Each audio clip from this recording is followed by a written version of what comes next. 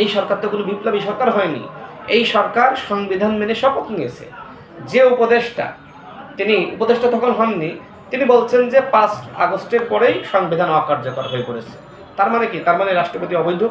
সংবিধান অকার্যকর হওয়া মানে রাষ্ট্রপতি অবৈধ। তিনি আবার পরবর্তীতে ওই সংবিধান মেনে ওই অবৈধ রাষ্ট্রপতির হাতে শপথ নিলেন। এই যে রাষ্ট্র চলছে এইভাবে, এই যে উপদেষ্টা পরিষদ চলছে এইভাবে, এবং উপদেষ্টা পরিষদ নিয়ে ইতিমধ্যে বিতর্ক শুরু হয়েছে।